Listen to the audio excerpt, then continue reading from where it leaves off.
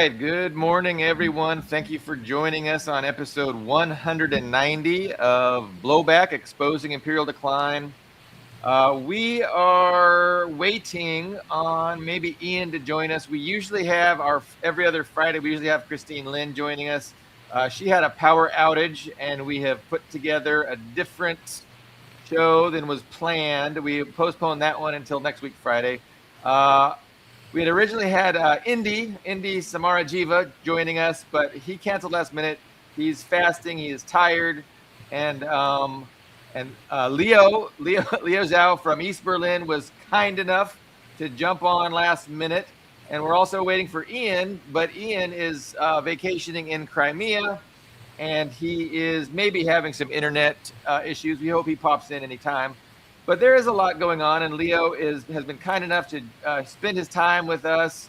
Our title for this morning's episode was War with Iran, a necessary step to defeat China. And I've been posting a lot, thinking a lot about, the different ways that, the two competing ideologies, liberalism and socialism, perceive what's going on with this upcoming war with Iran. And it really does seem like war with Iran is going to be kicking off. I mean, I said it last week to you. I said last week I expected it to start, and so I expect it to start this week, tonight, tomorrow morning early. I really see it starting to happen. I could be wrong. Taco is always a possibility. I mean, God willing. Burrito, Inshallah. quesadilla, burrito, taco, always a possibility. That would be great, but it just doesn't look like it. It looks like, he has definitely boxed himself into a corner, and how can he possibly, not do something with all the military hardware he's brought over? And then, the big question is, once he does something, how is Iran going to respond? Because they've promised to, not just take it on the chin and not really, respond harshly. Blocking the Straits of Hormuz, just decimating Israel, decimating the ability for these Gulf monarchies to, export oil. We will see. I think very soon. What was the? I got carried away and I forgot all the other points I was gonna make. Well, okay. So ideologically speaking, so when we look at what's going on, liberalism is premised on the idea that what's going on is we have a whole bunch of almost 200 individual sovereign nation states that exist within a an anarchic system, and they're all just trying to do the best, make the best rational choices and decisions for their state. And so within that framework, it's easy to perceive that what the U.S. is doing must has to result from, some kind of a government takeover by the state of Israel. Like how else are we supposed to explain within this paradigm of sovereign nation states pursuing their rational best interest that the U.S. is behaving like this, other than to imagine, we must have been, conquered. Our government must have been taken over by this little state of Israel. So that is how, liberal ideology, that is one way in which liberal ideology interprets these events. I say, as a socialist who understands the reality of oppositional class interest and class struggle, that what's going on is we have a Western empire, and that empire exists to further and pursue the interests of the Western oligarchy, the Western ownership class, the Western capitalist class. And so from that perspective, the idea of nation states isn't really that important, right? Because, nation states aren't sovereign. Nation states do not pursue the rational best interests of the citizens of those states. Nation states are vehicles. They are, tools for the oligarch class to, further their interests. And so, go ahead. Bourgeois nation states do not serve the interests of their citizens. Proletarian nation states do serve the interests of their citizens. But yeah, go on. Yeah, no, that's the distinction. That is the distinction that there is, between China and the United States, and then all the other um, socialist um, nations that are actually pursuing the interests of their citizens, in this, um, you know, constantly changing world where the material conditions are constantly changing depending on what the Western oligarchs perceive to be their interests and the best strategy to pursue. The socialist states have to respond to that and adapt to that. And so I think what we see now is, as is suggested in my title, is that we see, from the perspective of the oligarch class, the Western elites, the Western capitalist class that have this empire, what they see is, China as their primary rival. And so they're taking these necessary steps in order to, be successful in a future confrontation with China. So that's what's going on with Iran. And for those reasons, it's just two really distinct perspectives of what's going on. And I think, of course, the liberal perspective is nonsensical, and it detaches people from this objective reality of, a Western empire that is, pursuing a strategy of confrontation and defeat / containment of their, what they perceive as their global rival, which is China. So it's just interesting because by and large, the vast majority of commentators in the alternative media that I enjoy watching, that offer good criticisms of the United States and their policy both towards Russia and with regards to Israel, they're almost all from this liberal perspective. And you don't really have very many solid analysis on, from a Marxist perspective, really explaining what is going on and why. But so many of them, actually, so many say that the tail is wagging the dog. So many say that Israel is controlling the U.S., which makes no sense whatsoever. Israel cannot exist even for 2 weeks without financial backing from the U.S. But I guess they would say that the APAC has total control of the U.S. government. This is nonsense. It's obvious nonsense, and it's obviously that Israel is a tool, very specific, with a specific purpose. Max, who is what is Max's last name? Shoot, he's great. He does great work. He used to be with Norton, and then they split. He's part of the Gray Zone. Blumenthal. Right. Blumenthal, yes. So even Max Blumenthal, I was watching him last night, and it's he's, again, tremendous, but it's just from a liberal perspective. And he's like, Israel has just conquered, the United States government. And I just think that, repeating that just does a disservice to people who are really interested in knowing what's going on. And it is the actual anti-Semitic perspective. It is actual anti-Jewish. But yeah, I suppose, Max is a tremendous reporter, a tremendous journalist, investigative journalist with a backbone.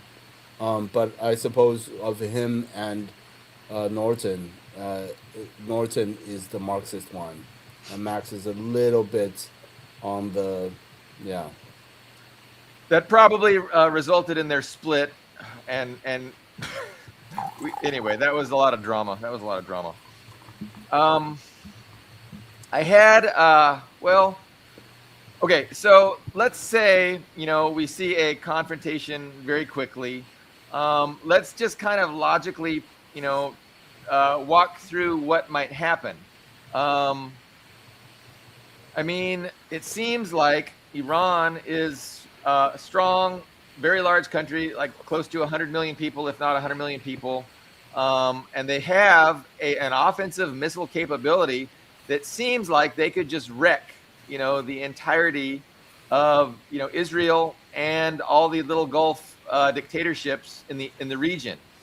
However, given time, the United States and Israel also possess offensive capability that can do the same to Iran.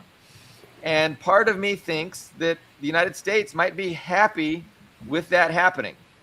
That they would be okay to just see, the entire region decimated, because if their primary objective is weakening of China and really overturning the global order that they have created, and creating a new global order, and putting them, hoping that new global order will put them in a better position that they're currently in vis-a-vis China. Are they willing to just see to kind of sacrifice Israel, at least their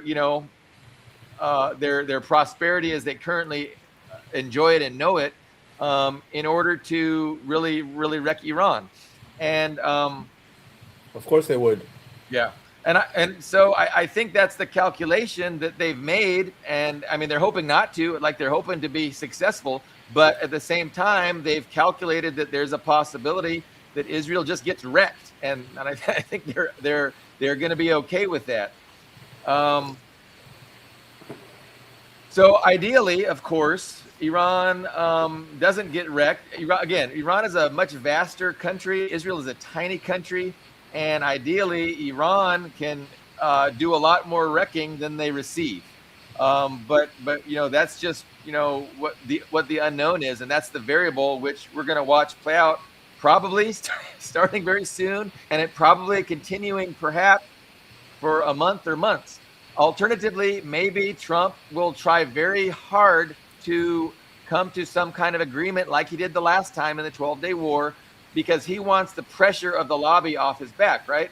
He's not interested in crashing the global economy, and he will try and work behind the scenes, maybe to get Iran to stop and have another quick, tidy little war. That's what he would like to happen. But do you think that is possible? Do you think that's an option?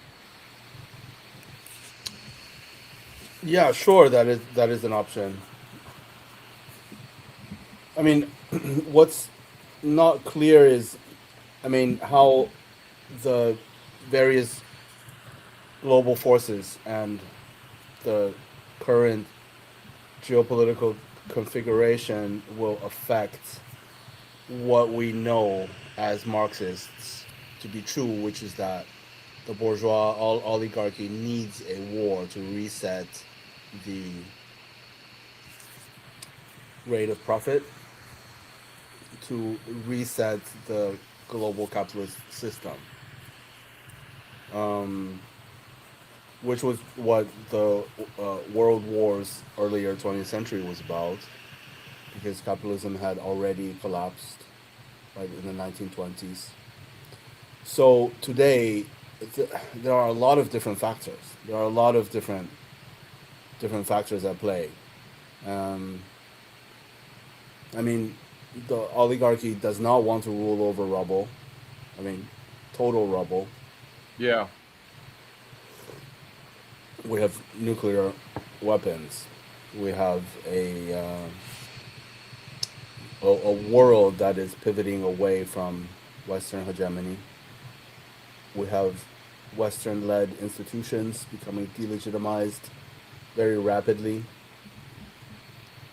So yeah, it's really a toss. It's really a gamble. It's just these hawks on Capitol Hill and versus the relative voices of reason, battling it out. Like literally, that's pretty unpredictable. I'm not sure if it's wise to make a bet on either one of those camps, which way this particular Iran confrontation will go. A viewer made a good point about Max in Max's defense. I think it might be a good tactic and strategy to push this angle and this idea. Rather than try and change people's frameworks, which is nearly impossible to do, I know from experience. It might be more expedient, to speak within their own framework and turn them against the policy. So I get that, but personally, I can't help but try and explain the whole truth. I'm not the kind of person that's going to give you a a partial lie because I think that's going to be most effective at changing your opinion. I'm going to try and help you understand the big picture. So I mean, but you might be right. Like Max, might be calculating, and he might have, be smart to employ this strategy of, talking about how this is just ridiculous. Like, we're doing this for Israel, even though that's only like a little bit of a partial truth. So you brought up nuclear weapons, and so that's an interesting discussion because, I don't put it past Israel that if, in the coming conflict, they start getting the worst of it and they really start getting pummeled by Iran, that they wouldn't resort to that. But again, that's just speculation because, Iran could target Israel's nuclear facilities and cause nuclear fallout in Israel, even without using nuclear weapons. And even nuclear weapons used against Iran I guess they might have developed some tactical low yield nukes that wouldn't necessarily risk spreading fallout to Israel. But there's an argument to make that, Israel would use nuclear weapons against Iran. And then there's a counter argument that says, well, they would never do that because it would be self-destructive. Did Russia supply Iran with Oreshniks and the other one? What is the other one? The Seabird. I know the Kinzhal is the dagger. Yeah, they have several ICBMs named after seabirds. Which one I'm looking? But anyway, the latest one, the one that goes very high into the stratosphere and then dives down, like the bird after which it is named. Okay. Dies in hunting. Like, oh, that's interesting. Anyway, did Russia supply Iran with those? I can't that remember. Is a good question. I don't think there's any definitive reporting on that or statements from either Iran or Russia. But I know that Iran has their own native domestic missile industry, and Mohammad Morandi did like a 30-minute, 45-minute documentary on their weapons program, and they have like 37 different types. And the newer generation that they didn't even use in the 12-day war. And he went through it. And so it's very state of the art. It's among the best in the world. And so I'm not sure. I'm not sure they need help from Russia, honestly, as with regards to their missile abilities and their domestic missile manufacturing. I mean, what they need help in is air defense. I did see reporting that they got like 1,700 man pads. Now, man pads are the U.S. version of the surface-to-air missiles that individuals can use themselves. And so they got some, I think, from Russia, and they're not called man pads. Russia has their own brand of that personal operated surface-to-air missile that can be very dangerous. And so I heard that there was reporting that Iran received 1,700 of those. That's going to be a nightmare, you would think, for the West if they are going to rely on the Air Force alone to regime change and balkanize Iran. And so that's definitely the objective. The Western objective is regime change, balkanization, and reducing it to a Libya, because I don't think they really think there's a chance of actual regime change. They're just going to kind of destroy the society. But and China has supplied a lot in air defense technology. Yeah, satellite tracking, electronics jamming, electronic warfare, all that kind of stuff. So it's going to be interesting. But you try and think about the calculus of the United States, and I think, are they really going to be casualty averse, or are they going to hope there's some casualties and some planes getting shot down and some ships getting sunk in order to justify the larger kind of protracted war that would be necessary to actually achieve these objectives, regime change and balkanization. And so I'm thinking that, Israel might even initiate some kind of a false flag to ensure that there is a huge, high-profile,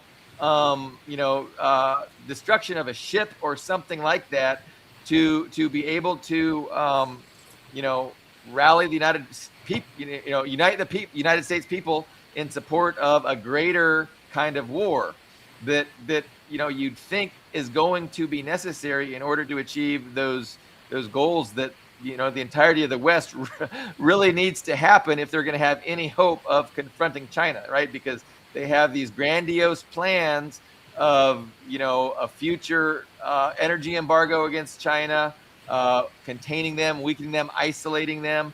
But it seems impossible when you think of you're going to isolate the person, the country that is the number one trading partner of more than like 150 of our 200 states in this country.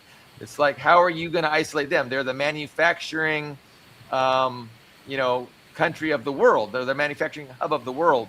And so, to me, I always argue that China won about 20 years ago.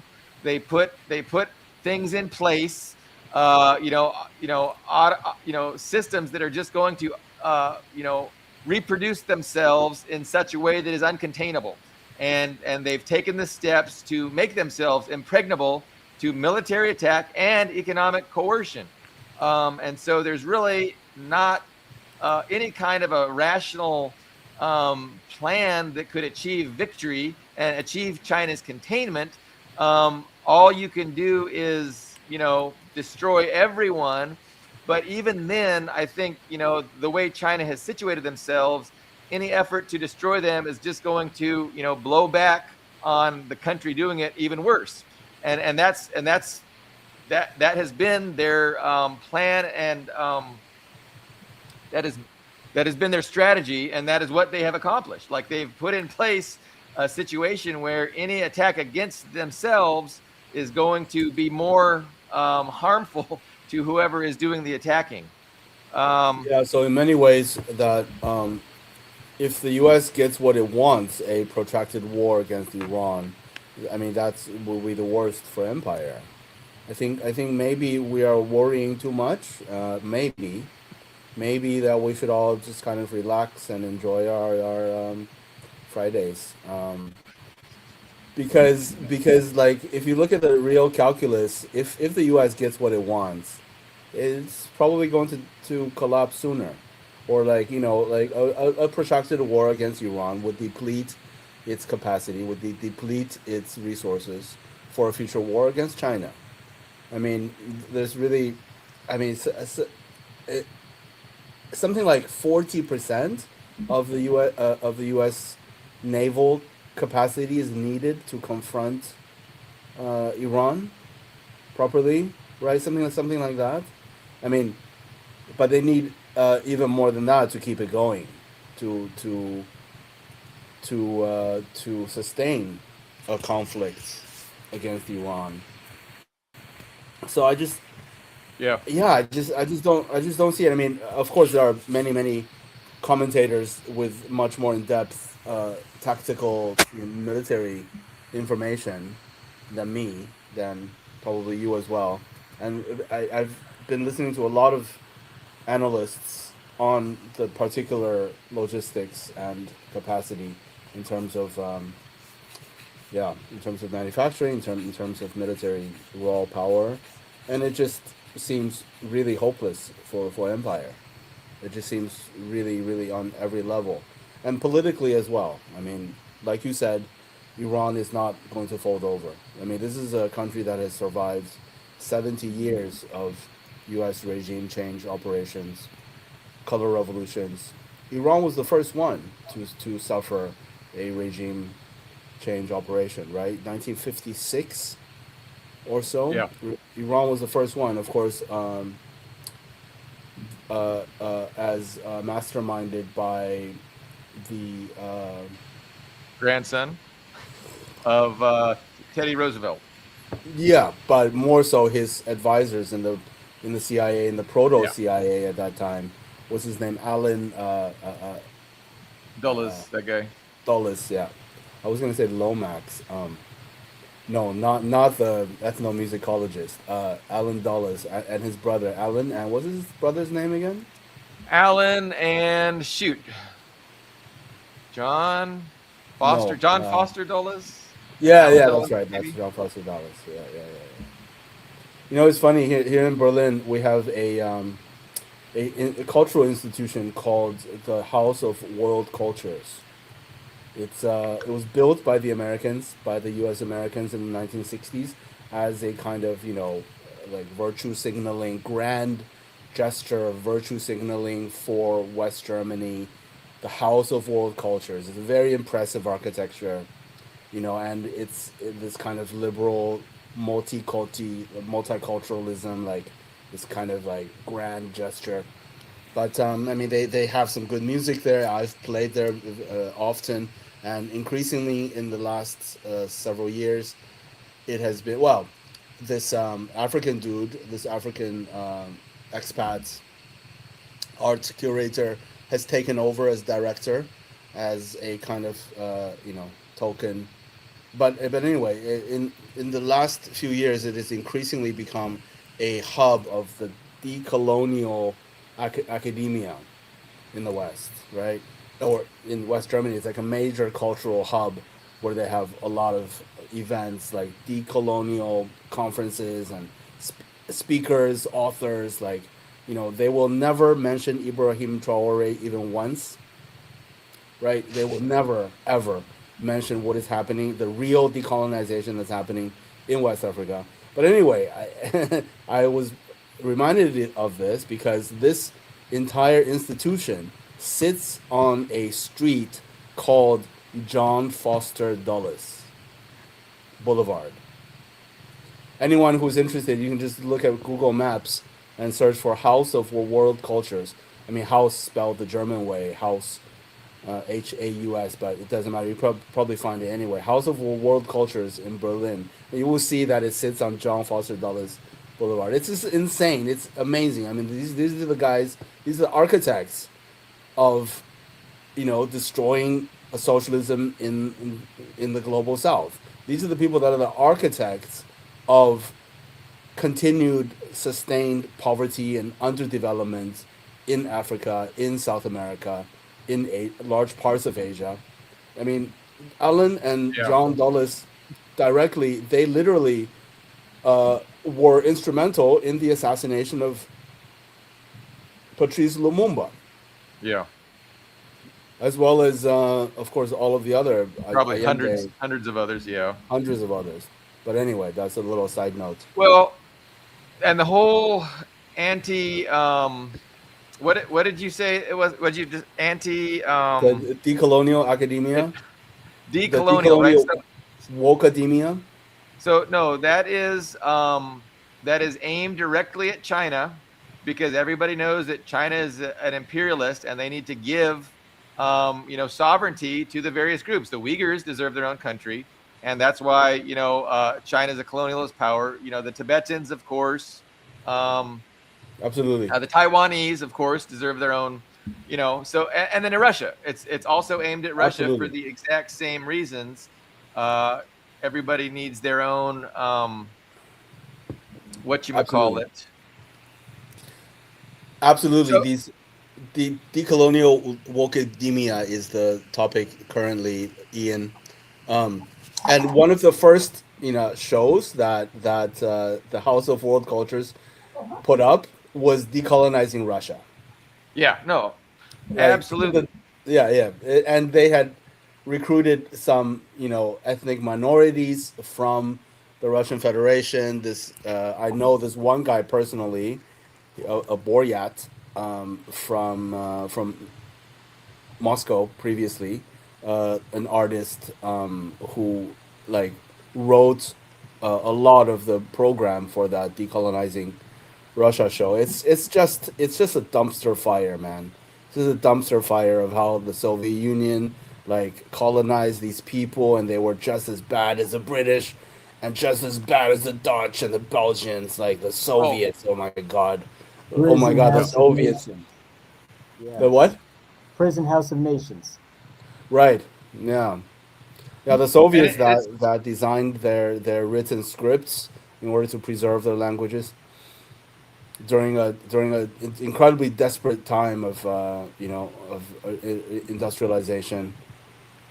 Anyway, yeah, no, they're creating a whole ideology that's leftish, but it's totally compatible with imperialism, and that's it's just totally to pursue the interests of Western imperialism is the whole point of all of that, under the guise of, oh, we're woke and we're anti-colonial and it's I mean, it's so obvious and pathetic. I yeah, I was really feel bad. happy when Go Gabriel ahead. Rockhill mentioned that. Yeah. Gabriel Rockhill specifically said that the decolonial narrative is the latest permutation of the synthetic left of the entire anti-communist left agenda apparatus. But yeah, like I would like to do more work on that and of course it dovetails with that one woman. She's from California. She's Chinese American that has done a large body of work on dissecting the PMCs, the professional managerial class. What was her name again? Something Wong, I want to say. But anyway, No, she's great. send me instant message me that info, because I'm not even sure who you're describing, but they Okay, sound like I she's need to. yeah, she's great. She's from California and she's doing a lot in dismantling the whole identity politics matrix, in taking it apart, in identifying the professional managerial class as like this, strata of intelligentsia, of cultural administrators, gatekeepers of lefty, progressive, multiculturalism and like all this liberal kind of progressive politics and identity politics. They're the gatekeepers of identity. They're the a friend of mine, an African American scholar, calls them the priests and priestesses of the neoliberal order that gatekeep the Yeah, identity pyramid hierarchy or like Olympics it's a great oppression way Olympics. to understand liberalism is as the new religion of the day, and it serves the same functions as religion did in the feudal times. Maintaining the current order, and keeping the ruling class in charge. Ian, what So okay, so we were hoping Indy was going to join us. Indy, he was tired and he was Yeah, fasting. And that's I almost didn't make it myself.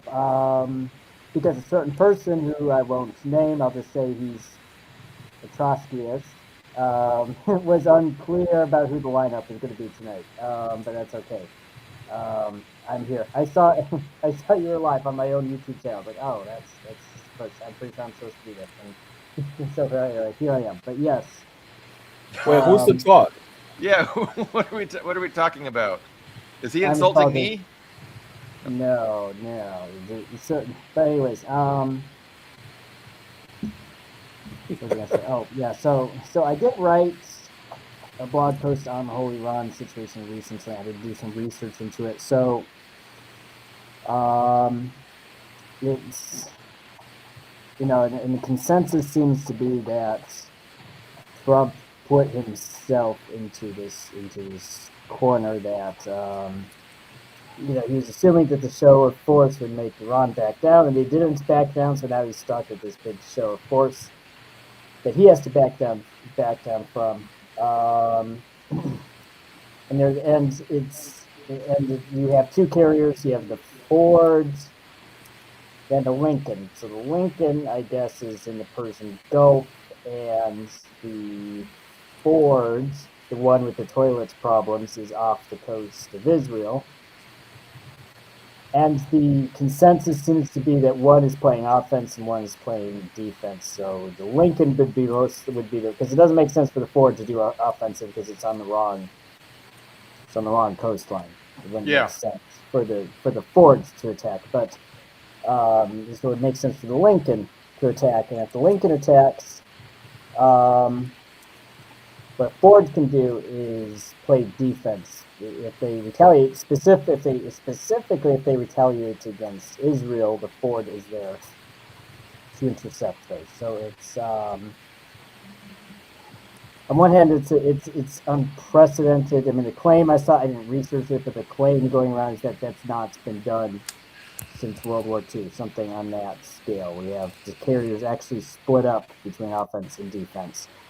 And it's also from a political standpoint, attacking Israel means necessity, even if they don't target U.S. bases, which they might do anyway. But even if they say, okay, we're just going to not target U.S. forces, so they don't have an excuse to do a full-scale war against us if Iran tries that. The problem is that they cannot strike Israel without engaging this carrier group, which Trump can turn around and say, look at the aggressive Iranians attacking our carrier group.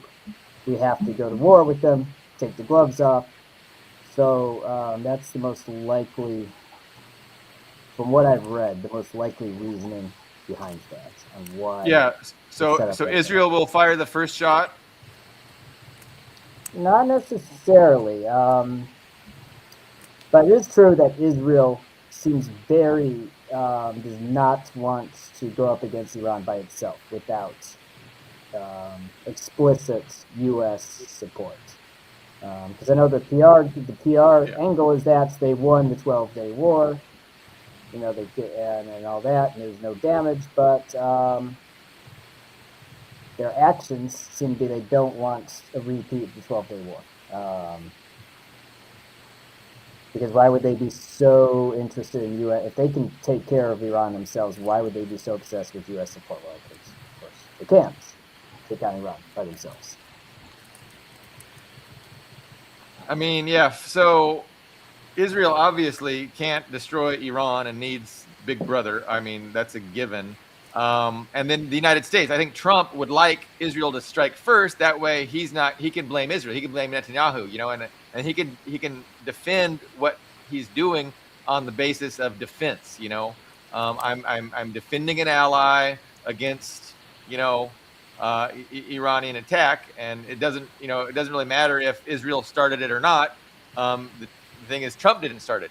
So everybody is going to support Trump defending Israel. Not everybody is going to support Trump attacking Iran, but that's why it's going to be great, optically, if Israel strikes first, and then, like you said, it's going to just automatically involve the U.S. But the U.S. can say, I'm being dragged into it, and we have no choice, rather than, I'm going to attack Iran because I choose to. I just think those optics are stupid, but for liberals, they're compelling, or for some liberals, they're going to be compelling. I don't know who this is. Well, my personal problem with this, I don't know who this is supposed to be compelling for. I mean, yeah, there's this clique of people Americans who support Trump no matter what he does. But I don't look at the liberal media; they don't seem like ecstatic to go to war with Israel. Conservative media doesn't seem ecstatic to go to war with Israel either. The problem that Trump has here is that. Yes, if he pulls off something like he did in Venezuela, and Venezuela was perfect because he did this big, high-profile. He snatched Maduro, no friendly casualties. It was a very clean and quick. I mean, a lot of us speculated on, how did you pull that off? Was this an inside job? How did you do something like that? Like it sounds like something out of a movie. How did you do that? And someone's commenting on my mic, and I apologize. I will look at that after the show. I don't know. No one told me until now. My mic. It's not the best, but I can hear you. I can hear what you're saying. It sounds a bit muffled. But no worries. Yeah, but so we can still understand you. What did I say? Okay, so the issue is that if it goes sideways, we're talking planes being shot down, or I would say the worst case scenario, leaving out like escalating nuclear war or anything like that. Just locally, worst case scenario would be a carrier being severely damaged or sunk. That's literally a Pearl Harbor, because there's 3,000 to 5,000 people on a carrier, I think. Something in the thousands, definitely. So that's literally a Pearl Harbor level catastrophe. And Yeah. I don't, and I mean, it's to say, so it's a Pearl Harbor level catastrophe or 9/11 level catastrophe, but it's politically it's not because of something Trump started. He can't, be like Roosevelt or like Bush saying, "Oh, look, they attacked us unprovoked," blah blah blah. It's gonna be something Trump got everybody into, and if it results in a huge loss of life, I mean, I think he gets. I mean, I think it's over for him. He gets impeached. I think it's catastrophe level. That's what's at risk, and it's not clear to me Trump understands that there's that risk. I think the military does understand, Pentagon does understand there's that risk, and they're trying to explain it to him, but he doesn't get it. I think that's what's happening right now. Certainty, almost certainty. Yeah, I mean the midterms. Like, what would cause Trump to do well in the midterms? I mean, he would have to, not crash the global economy, not allow any, not start another war. I mean, these things all sound like they're going to be awful for Trump. Maybe again, he might be hoping that he can take care of everything, win a victory, get his regime changed, balkanize Iran, be the big hero for November. And then, I think he'd be good. But I just like, the Pentagon's probably explaining that that's like about 1,000,000 chance of that happening. So before you came on, we were speculating about, what does happen if there's a major event and a U.S. ship gets sunk. Does that justify and does that allow the Western Empire to really get on a major war footing? And justifying a much larger kind of force projection against Iran that they currently don't have. I mean, are they just hoping that to start something in order to get some casualties in order to justify a greater commitment, a greater military commitment, perhaps with Europe, to really go after Iran? I mean, that seems like a plausible thing. And again, you'd have to get all the media on board with that. And you'd have to silence, dissenters. It's possible, but I find it extremely unlikely. And there's two reasons I find that unlikely. One, if you look at the 1991. By the way, I switched microphones. By the way, I hope that makes my audio better. Yeah, it's a bit better. Good. Okay. So, there's two reasons for that. One, if you look at the Iran, because Iran is stronger. I think even at the time, Iran was stronger, but it's definitely stronger now, more than 20 years later. But the closest comparison we have to Iran is Iraq in 1991 and Iraq again in 2003. Now, if you look at the forces, if you look at the forces that were deployed against Iraq both times, I mean, you're looking at about 500,000 people. It was an international coalition, and the USA alone, if memory serves me right, both times was around almost 500,000 by itself, 400,000, 500,000 people. And I don't see either of those things happening for Trump, because Europe is all about Russia right now, but they don't like Trump. They don't like his they don't like anything he's done in this term or his previous terms. I don't see Europe throwing themselves on their swords for Trump, especially after the Greenland controversy.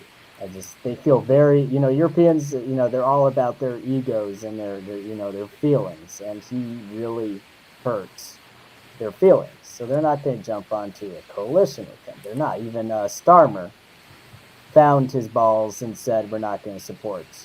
He might say one thing and do another thing, but at least he said he's not going to support. Yeah, no, that's a good point. Yeah, and I'm not finished. And domestically, if you look at the numbers for what the USA, not even talking about coalition partners, is what the USA sends. 40 to 50% of those people the USA sent in both of those initial invasions were reservists and National Guard. I mean, I don't think Trump has the domestic support to ask Congress to do a mobilization. And so I don't see it happening. Yeah, good. When you Leo, say mobilization, are you talking about a draft or what? I'm talking about sending letters to the National Guard and saying, "Hey, guess what? Your husband/father is going to Iraq." Mobilizing National Guard. I mean, my point is that if a carrier ends up at the bottom of the sea, I mean, nothing that we think of as normal now is going to be normal. I mean, it all depends on who the anger is directed against. Roosevelt, he successfully he successfully pointed it against Japan because they spun it. I mean, it's not necessarily true, but they spun it as a unprovoked Japanese attack against the USA. Same with Bush; it was an unprovoked attack against the USA, and they successfully spun it that way. But I don't see Trump, especially because he doesn't have the main thing for Trump is he does not have the media on his side like he did, like Bush or Roosevelt did. I think they're going to hang him out to dry if he attacks Iran and screws it up. Yeah, no, yeah, it depends on how it goes, right? Now, so by the way, Leo, I just muted you because that does reduce a lot of the stuff in the background. So everybody's saying that when I mute you, it sounds a lot better. So when you're ready to say something, let me know and I'll unmute you. I'm so sorry. But yeah, I mean, no, I hear what you're saying. So you made the point that right now, the mainstream media is a lot of it is anti-Trump. And if he screws it up, they're not going to come to his rescue. And that's absolutely true. But I mean, it's just an interesting dynamic because what they're really interested in is getting Iran out of the way and making Iran a non-obstacle for, Western imperialism in Israel. And in that regard, there's overwhelming bipartisan support for that. The question is how to do it. And I think that, the media can easily be tempted to, really change their approach, change the way that they, talk about things. If they think that, by approaching it a different way, they're going to help facilitate, the end of Iran as an obstacle to Western imperialism. And so, obviously, if Trump messes it up, what they'll do is they'll, try and get him replaced, and have a Democrat majority do the same thing, But I think once an aircraft carrier or a ship sinks, I think that, all bets are off. It's like it's going to be a totally different new normal. Just like when the towers went down, you didn't have the bipartisan bickering. There was no more,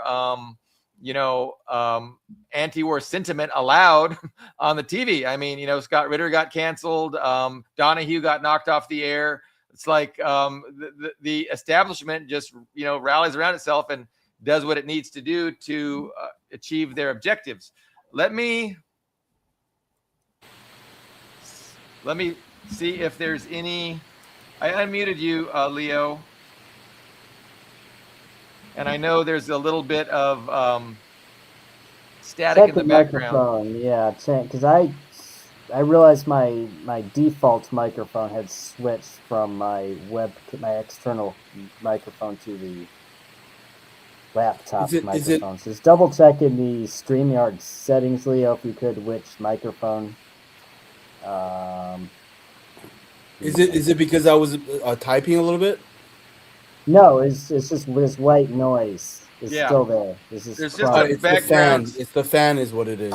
It's the fan on my computer. Because I'm not using my mic. Maybe I do this and it will be better. I mean, but I haven't much to say regarding the particular military, strategies and tactics and hardware and technology and things like that. Anyway, that's not my area of expertise. Is this a bit better? I can still hear it. It's probably the fan, like you said. Weird. It probably is. And it's not debilitating. We've had a lot worse technical issues. So, yeah, try not to. Wait, hold on. How is this? Is this better? It didn't seem to change anything. Really? Strange. Wait, hold on. Okay. But yeah, I don't worry too much. And I want to go in a direction that I already went, and I want to, hit home on this. We kind of talked a lot about it before Ian showed up, but so this latest, comment kind of explains what I really think needs to be explained and understood a lot better. And, when we're talking about the governments and policies of the West, we have to keep in mind that they are not dictated, they are not influenced by a national interest, by what you and I think of as a national interest, right? So there's this overarching, class interest. It's a global class interest that the Western elites, the Western capitalist class has, and that's what they're pursuing. And that explains things that liberals can't explain. Liberalism can't explain why nation states don't pursue their own rational national interest. So, why does Germany suicide itself? Why do they allow their pipelines to be destroyed by the U.S. and not say anything? Well, it's because, the elites that run that country and own it are loyal to the elites that run our country and own it. And so they're constantly pursuing these policies that, liberal national framework, a liberal nationalistic perspective simply can't explain. And so, and when they try to explain it, it sounds like this. And Ian, let me know if you've heard this before. This is what it sounds like when the liberals try to explain what's going on. Here's how they do it. They say the United States is occupied by Israel. That's their explanation. So what do you think about that? I mean, it's an indictment. I'm indicting this perspective and saying it totally misses the actual reality of what's going on when you say something like that. I think you're going to have more than one thing happening at the same time. So yeah, there's this class interest. I think that's true to an extent. However, you do have which I have said both on the show and I've written about several times, you have a very strange situation in the USA that it's there's a colonial, like, every other commonwealth and former imperial country in the British Empire. It has colonial beginnings as an Anglos showed up on this soil and conquered it and colonized it, eradicated the original populations that gave the USA a colonial start. I mean, I guess to some extent, every country, or maybe not every country, many countries do it. Like even Britain itself was colonized by Anglos and colonized by Anglo-Saxons and colonized by Normans and Vikings and so on. So, but that was a long time ago. It was 1,000 years ago. But it gave us this kind of a I think it gave the USA right from the beginning kind of a distorted national identity, that colonialist beginning.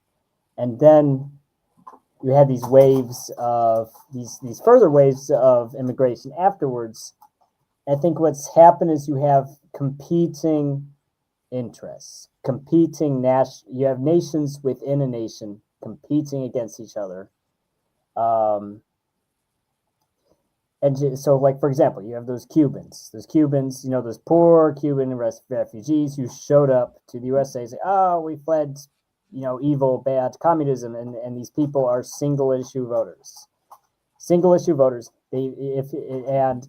a candidate on either side of the aisle, Democrat or Republican, is scared to death of angering the Cubans because they have enough votes in several different states, not just Florida. There's a couple others. I don't remember the full list, but there's like 2 or 3 other states that if the Cubans all voted as a bloc could make someone lose a presidential election if they were all pissed off at him. So that's why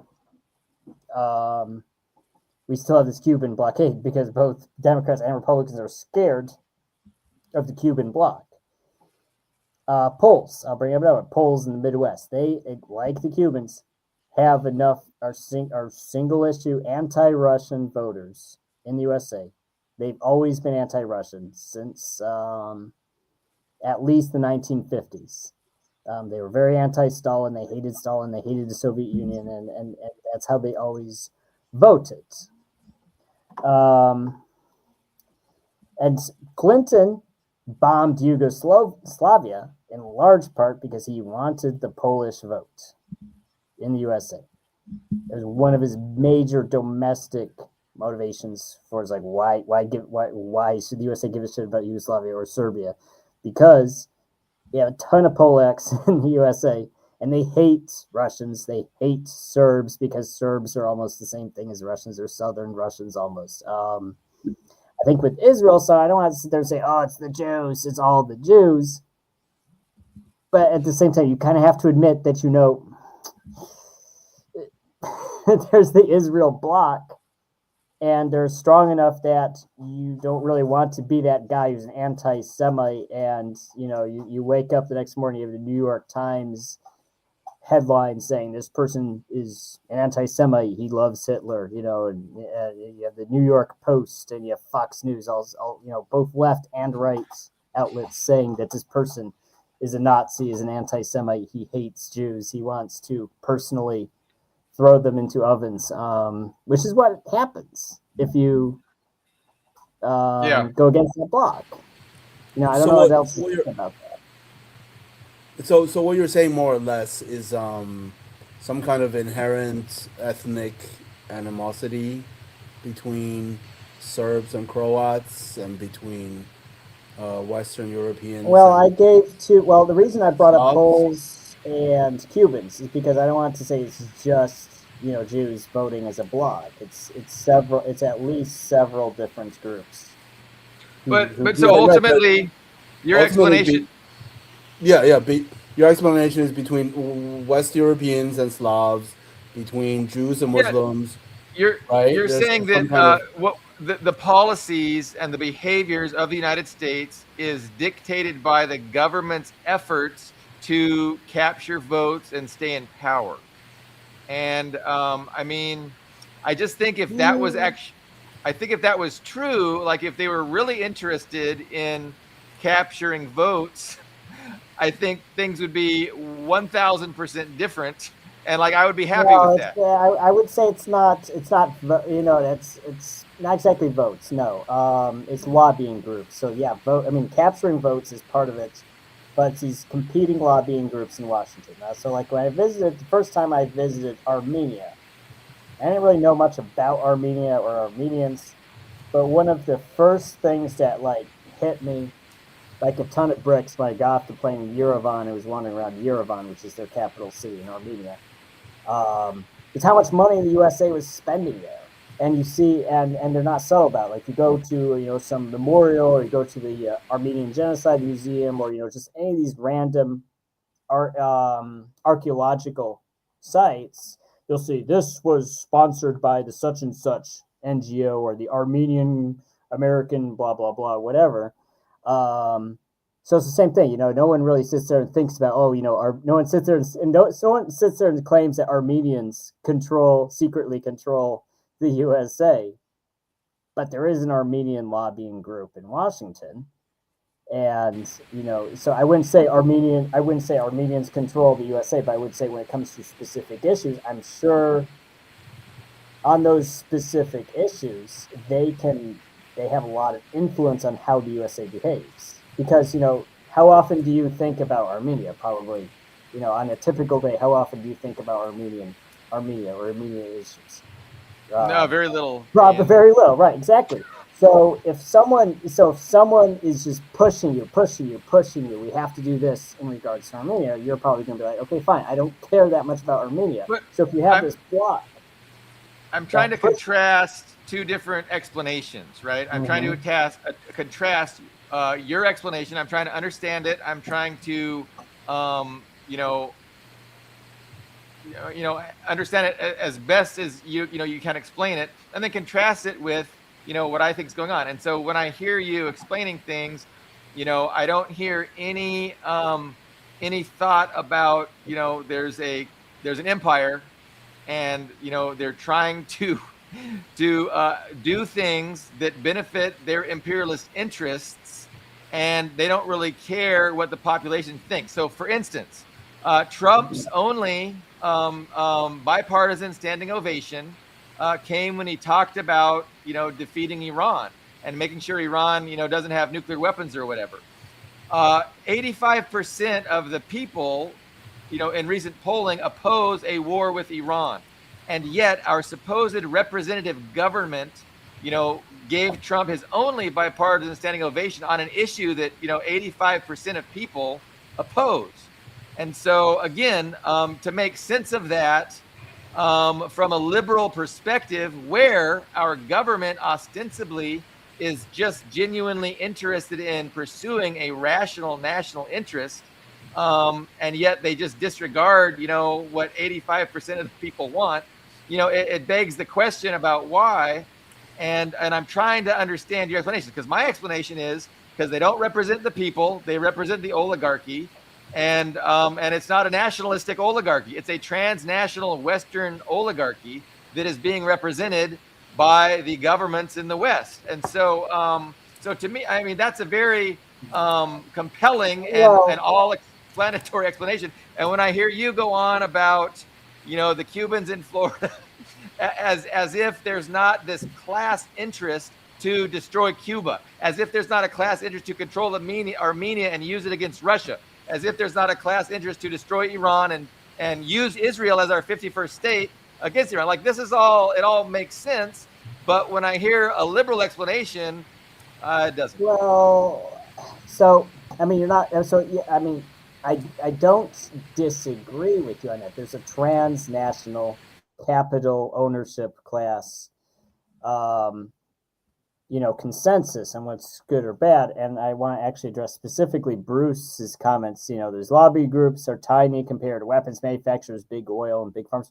Well, that's true, but here's the thing about big oil, and big anything. Those corporations, they're very risk adverse.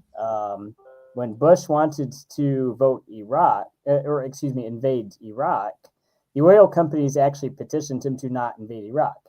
Same with Trump. Trump tried to get the oil companies to support invading Iran. They said, no, we don't stop invading people. They're very risk adverse, because if you're just an oil company, you don't want ISIS, you don't want all this shit. You want stability, because the oil industry is very fragile and vulnerable to instability. So these people don't want. So relate that to any point I made. You bring up empires, right? You're like, oh, well, I mean, look at the Roman Empire. If you look at like these famous battles in the Roman Empire, well, hey, how do they start? You have this raiding barbarian tribe that enters the Roman Empire's territories, burning villages, and taking people as slaves and all that stuff. And what happens? That tribe that's under attack petitions Rome. It's like, hey, we're getting our asses kicked by this invading tribe. You need to send your legions up here to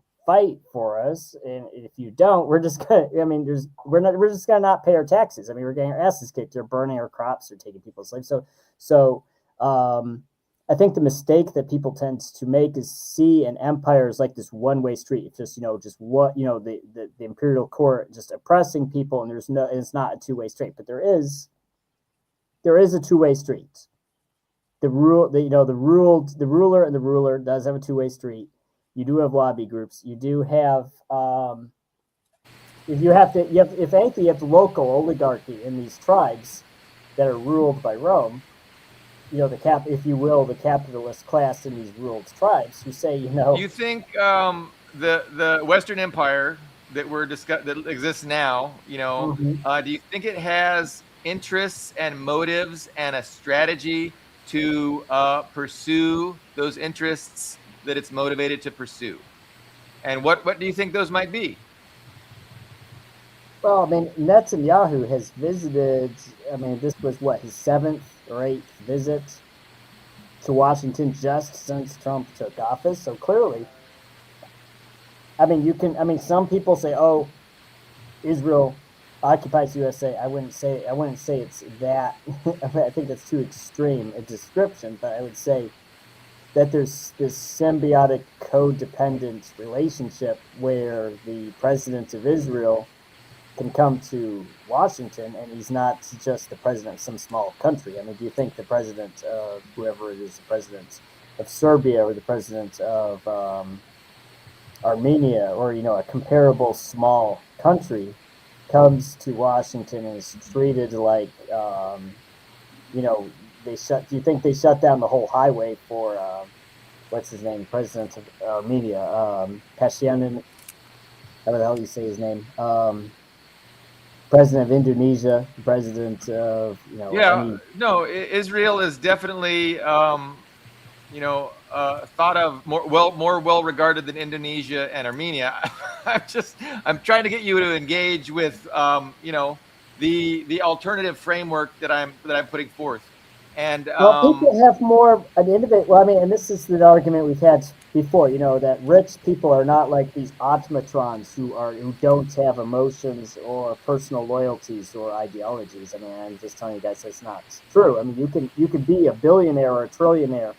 You can still have your religion and your ethnic identity, and you can have these personal things that you feel very passionate strong Yeah, but the about. bourgeoisie are unified in their class interest, in their economic interest. They have their own whatever ideas, As well. personalities, but they are determined. I mean, this is where the economic determinism comes in. Like their position, their interest is to maximize profits and lower wages. I mean, that's the primary, right? That's the primary interest of the bourgeoisie. That is very I mean, different that's true, from but that we're of the working talking. class. And in terms of geopolitics, they are also unified in a yeah, interest in preserving their class privilege and power. can we Well, agree? let me give you I an know example. So, me and like Leo can agree Pakistan, that which is an there's an a U.S. ally, inexorable and the India, which Western I wouldn't the quite. Western elite. But there's, a, well, there's I an mean, would you inexorable say? Would you Ian. say? So I'm trying to give you a definition of the class interest. So I think the Western ruling class is unified in an interest. It's an inexorable drive to control every government, resource, and market on the planet. That's what they want to do. That's their objective. That's their motivation, and they can't stop doing that. That's what Leo used the word determinative. It's inexorable. They can't stop. There's not the only thing that can stop them from pursuing total global hegemony is a force that they can't that stop is force. Like that's the only thing.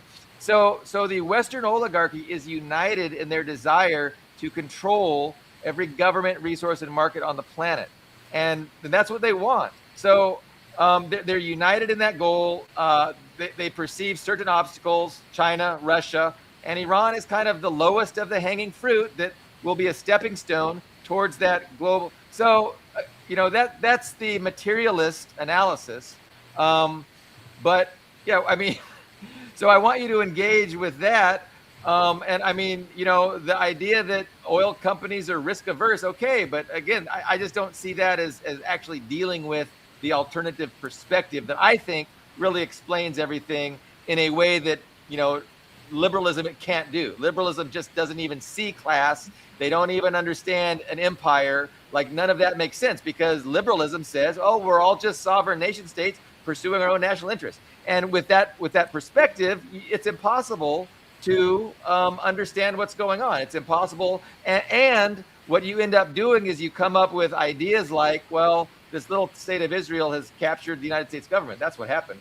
and that's and I just think that's just so unsatisfactory and wrong, and it does a disservice to people who are actually interested in understanding why things are the way they are. Well, I wouldn't call what I'm saying liberalism. I'm just saying there's. Can you tell me with a straight face that Indian lobbyists in Washington, because there are Indian lobbyists in Washington, Indian lobbyists and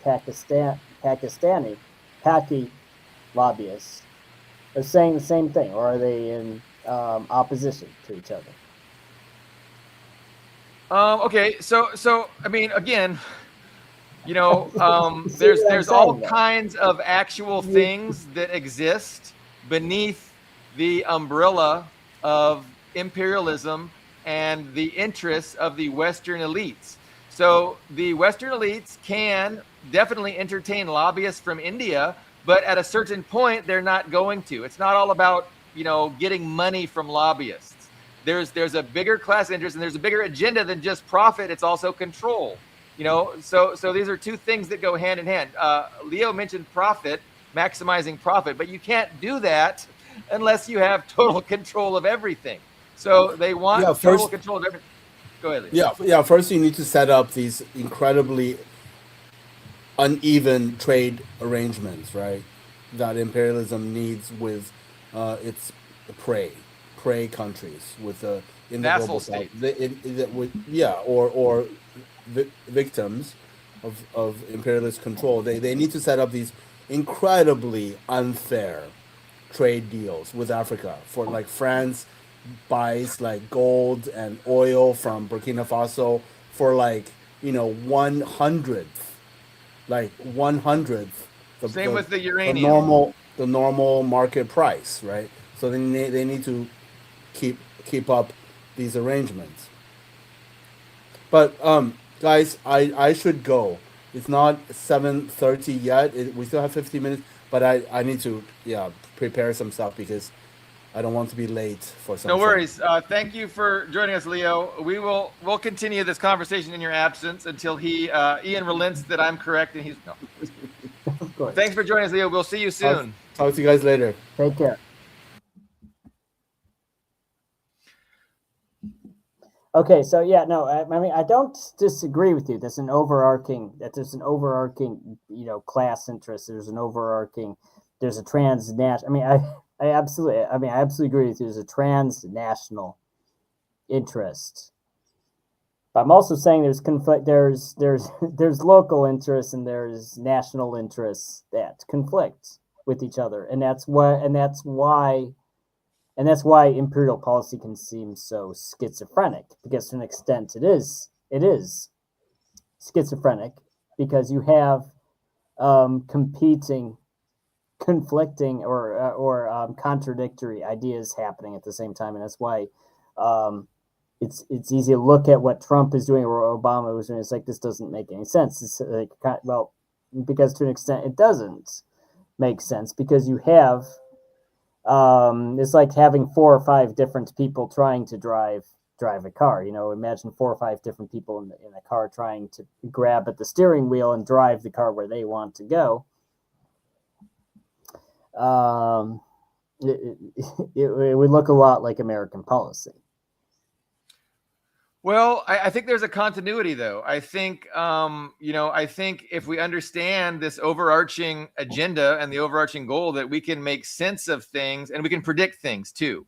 Like, we can predict that war against Iran is inevitable. We can predict that quite possibly, they're willing to allow Israel to be significantly, destroyed because it's going to be worth the sacrifice to destroy Iran, because they have overarching global agendas and a global objective, which Iran is just a stepping stone to. But I think, again, you miss all of that, and you can't comprehend any of that. I just don't think it's inevitable. It's like, if I had to assign a probability of a war with Iran, I'd probably say 60 or 70%.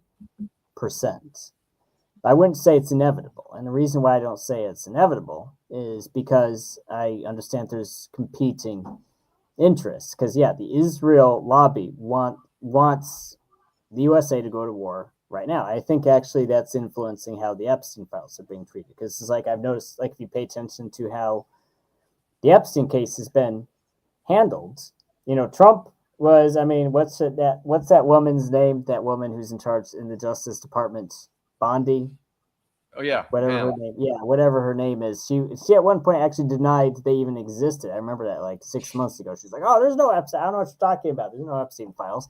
Then there was that act of Congress, which was still heavily redacted, and people were pointing out how there were some points that seems to refer to Trump personally, and some people that's close to Trump that wouldn't necessarily want to be associated with that. A lot of that could probably be attributed to the Israel lobby using this pressure to try to force Trump to go to war against Iran. But the USA going to war with Iran would be, well, there's a terrible idea. So there's pushbacks like, we don't want to go to war with Iran. It's a terrible idea for the USA to go to war with Iran. But the Israel lobby is saying, no, you need to go to war with Iran. So there's these two factions. I would call them as the Israel first lobby against the realists, because the realist position is that it's a terrible idea to go to war with Iran. The best thing to do would be to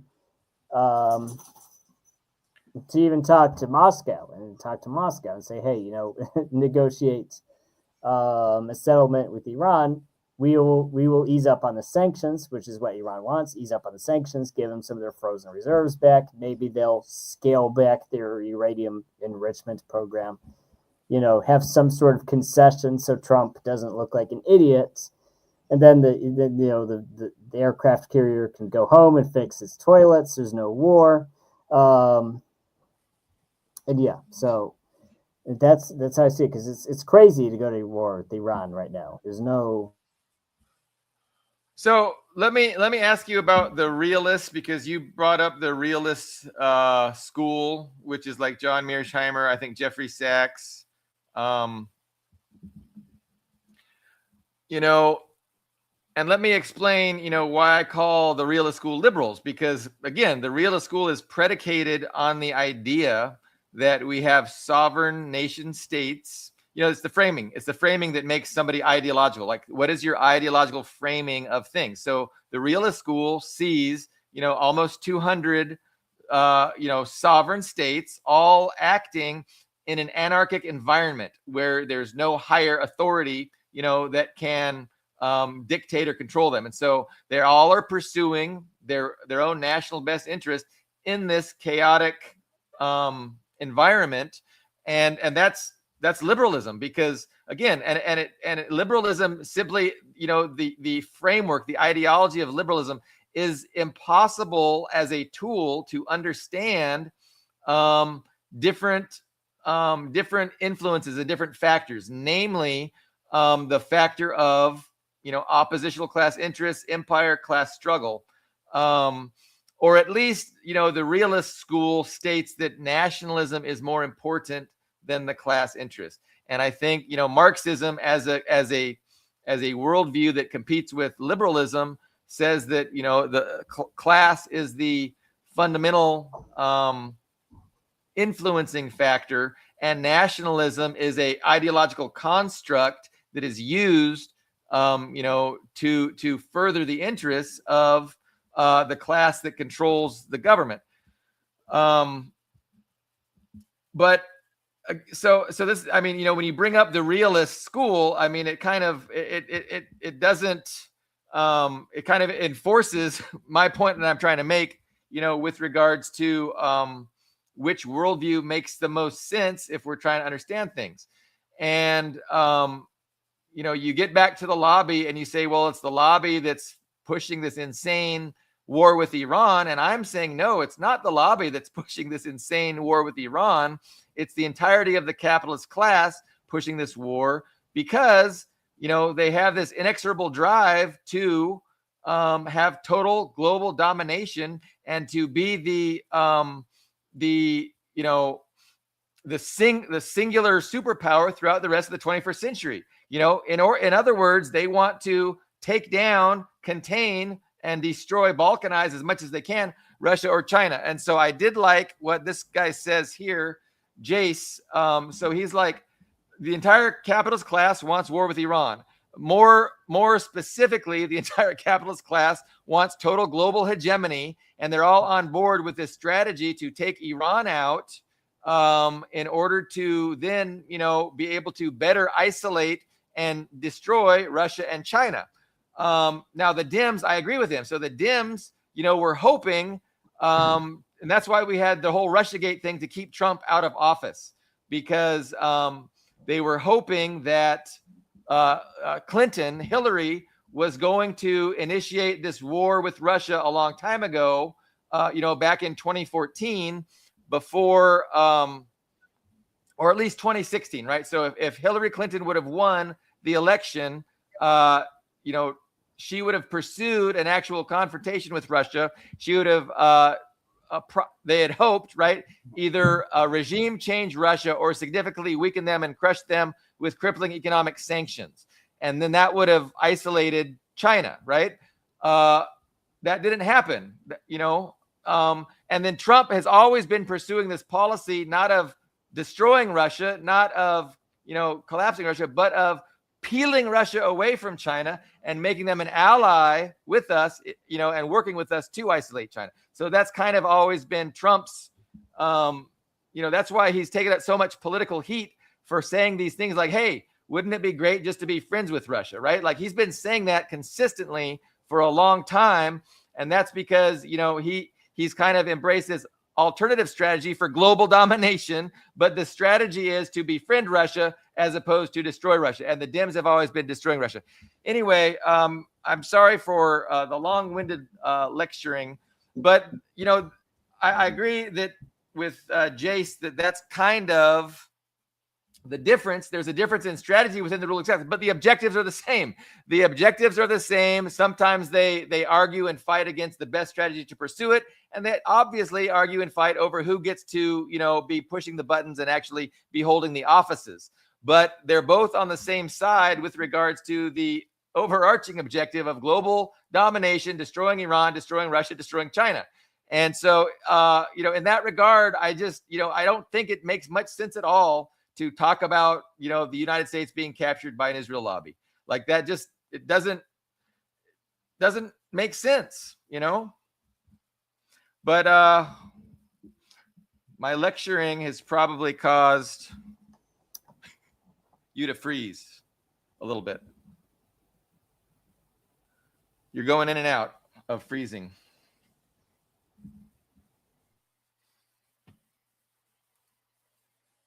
Yeah.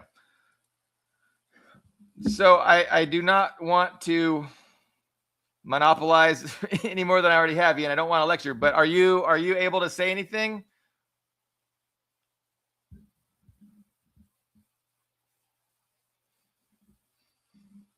I know you're in Crimea, and no, it's not brain freeze. Okay, there, I see you now. Are you able to say anything, Ian?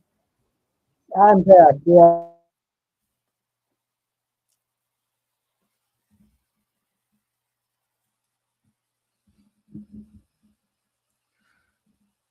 So we were planning on wrapping around an hour and a half anyway. We're about an hour and 24 minutes in, but we might need to cut it because I'm not very good at monologuing. I mean, I say that and then I monologue with guests around, and I probably could monologue, but I don't feel anybody really wants to hear my monologue. And so we might wrap up. Can you hear me now? I can hear. I heard that.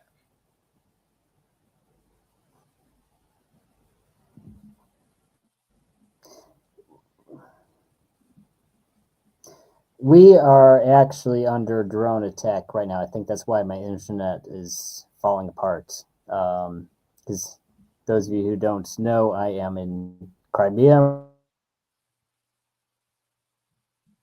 And we do have drone attacks several times a week. And Maria just told me there's a drone attack right now. So that might be why my internet's falling apart. So I apologize. But yeah, can you hear me now?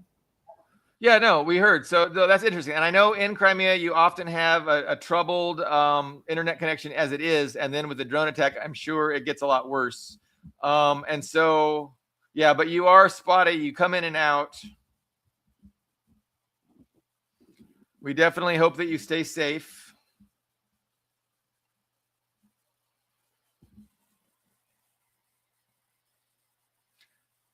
So, yeah, I mean, I like what Bruce is saying because he's saying their objectives are not, didn't say their objectives are capitalism. And by capitalism, I assume Bruce means just the pursuit of, the private ownership of the means of production. Yeah, it's way more than that.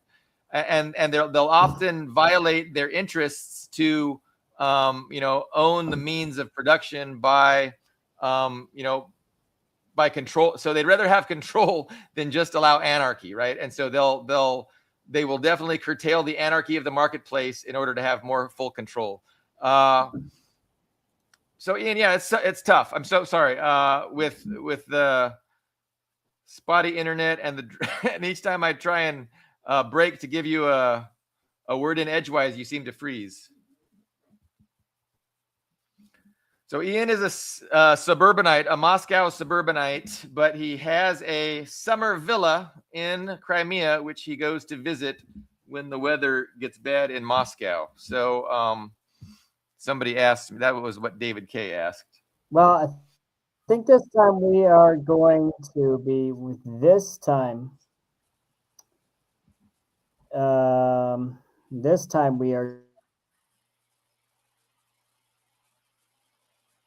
going to be, so this time we're going to be here, I think, all year because we brought the pets this time. We brought the cat and the dog to Crimea. We're planning this year just to stay for most or all of the year, I think is what we're going to do. So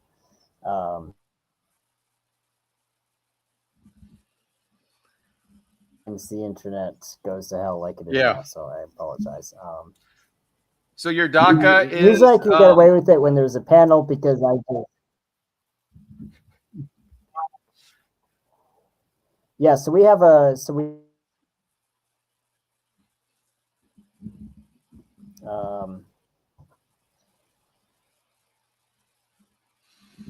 okay, Ian, what I'm going to do, I'm going to plug your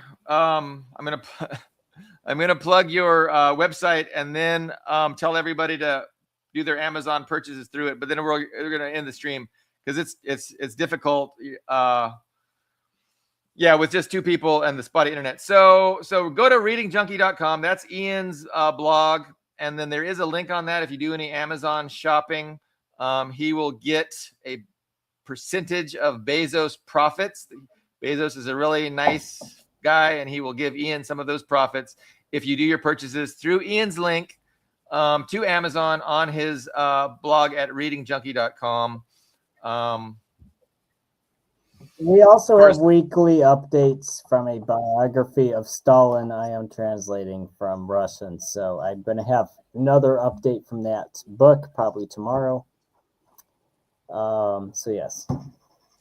So Ian purchased like a 1947 book on a biography of Stalin that I'm not sure has ever been translated into English. Maybe it has been, but it's a contemporary biography and which gives it some merit and some use value. And it might not have been translated into English. So Ian is going chapter by chapter, giving us his own translation. So it's really good. I've read the first 2 chapters. There's, what is it, like 10 chapters, Ian? Okay. Yeah, we can't hear you. So yeah, let's check out readingjunkie.com. We will be back Tuesday, probably, to talk about the big war in Iran and how it's going, how Israel's faring, because I really expect that to kick off soon. Of course, I said the same thing last week, so take that with a grain of salt. Ian, any last words while you still have... I can see that you're not frozen. It's awful. It's awful. Okay. I'm in the stream. Thank you guys. We will see you next week.